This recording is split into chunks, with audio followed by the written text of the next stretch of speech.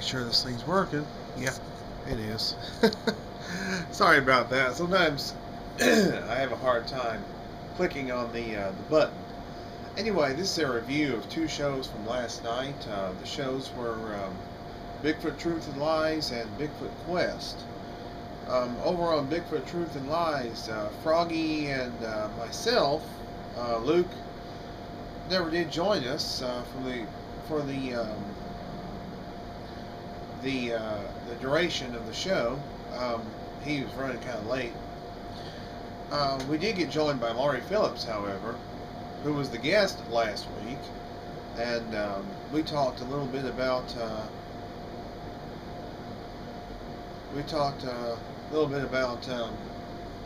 some of the things that we've sort of been experiencing. I mentioned about the upcoming conferences that are going to be taking place this spring, those being the Sasquatch Summit, the Ohio Bigfoot Conference, and the Oregon Sasquatch Symposium. We also talked about what Froggy did was, what the idea that Froggy came up with was that the 10th chatter in the chat room would sort of be the one to provide the impetus of the topic of discussion. And the 10th chatter was, what was his name? It was, I can't remember the guy's name. I apologize. But anyway, what he asked if anybody was familiar with sightings in Arizona of Sasquatch. And I brought up the fact that Lyle Van was a researcher in Arizona, and that he had made some interesting claims over the years, and he used to send me some interesting photographs. Lyle, if you're out there, if you see this, I hope you're doing well, and if you see this, try and get in contact with me. I know it's been a while. It's been a long while since you and I have talked and corresponded, so I'd love to hear from you again if you see this video. Just message me on YouTube. Anyway, and we said that really we weren't all that familiar with sightings in Arizona. And I mentioned to Laurie and Froggy that Arizona is not really the first place you think of when it comes to Sasquatch sightings, and they agreed. And anyway, we also talked about what was it we talked about? Oh, he also asked, and he kind of brought this up, the subject of do you think the Patterson-Gimlin film is a good representative of what Sasquatch looks like? We all made the point that no, it wasn't. It's a good representation for what they look like at Bluff Creek. That was the point that I made. But it's not really a representation of what overall Sasquatch looks like, because there are different looks for Sasquatch. There are different looks for Sasquatch in various parts of the country. I mean, as far as body shape, they may look the same, but you'll get differences on the face. You will get differences on the face, and that's only when somebody's had a close encounter with one. And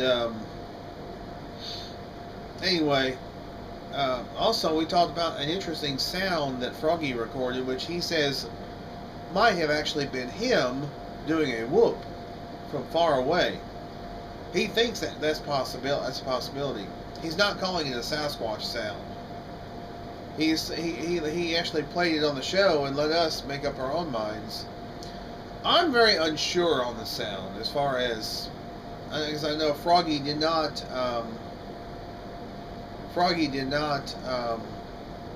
say yes, it was a Sasquatch sound. I'm very unsure. It's hard to discern. It might be it might be an unknown sound. It might have been Froggy from far away. hard to tell. It's really hard to discern. And Nancy 1WV in the chat room made the point about, well, she was actually talking about the Sierra sounds. We got to talking about the Sierra sounds, and she said that she doesn't buy the Sierra sounds, and that's fine.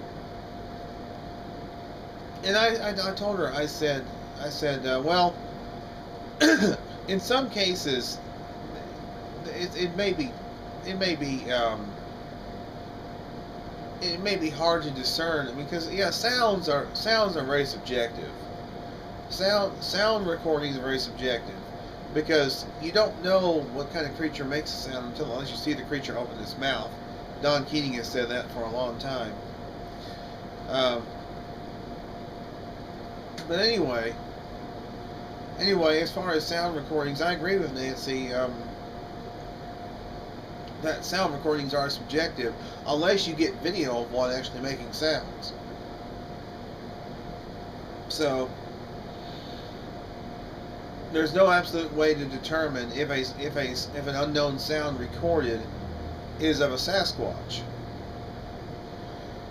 Anyway, I'm not sure what we have planned for next week for Bigfoot Truth and Lies. We're coming down to the wire as far as our show on Blog Talk Radio. We're only going to do a couple more. And then that's going to be it for the show on Blog Talk Radio. We may be moving somewhere else. Anyway, it'll be next Tuesday, 7 Eastern, 6 Central, www.blogtalkradio.com/Bigfoot Truth and Lies.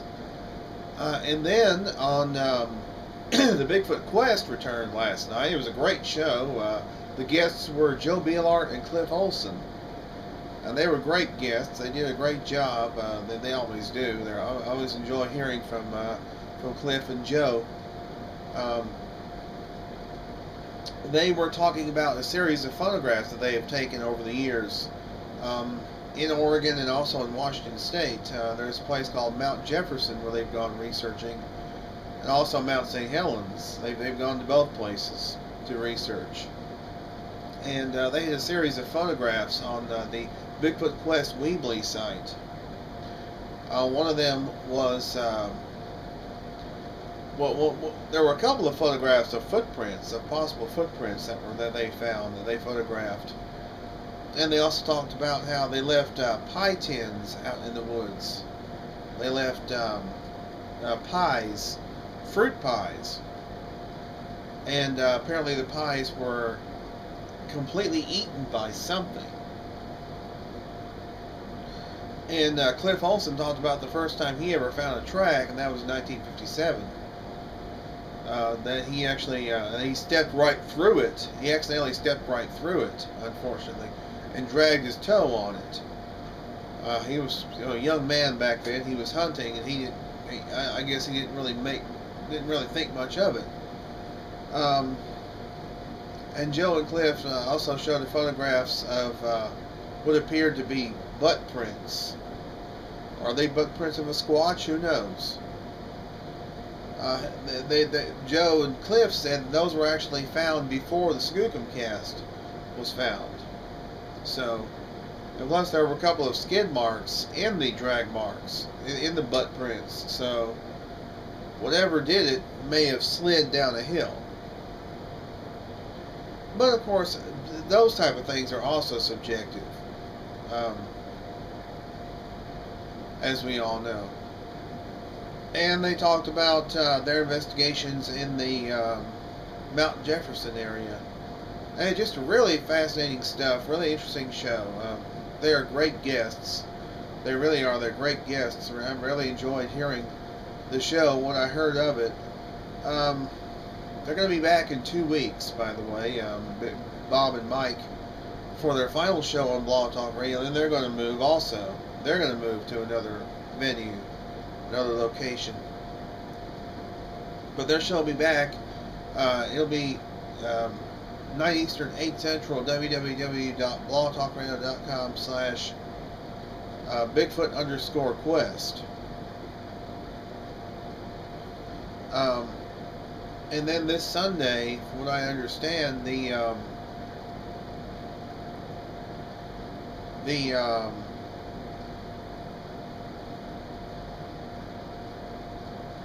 the Night Callers folks are going to have an interesting show.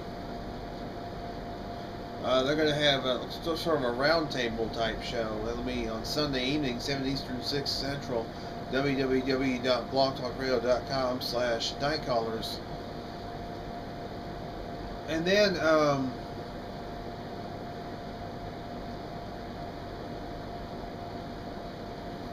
let's see. Steve Coles is actually going to have an interesting show where he's going to have a debate with managing editor of the Skeptical Inquirer, Benjamin Radford.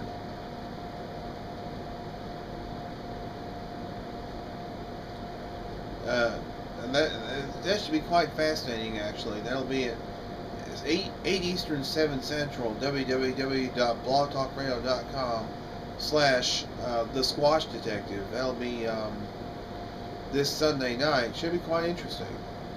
And then next Monday night will be the MNBRT Radio with Abe Del Rio and Evelyn Daly.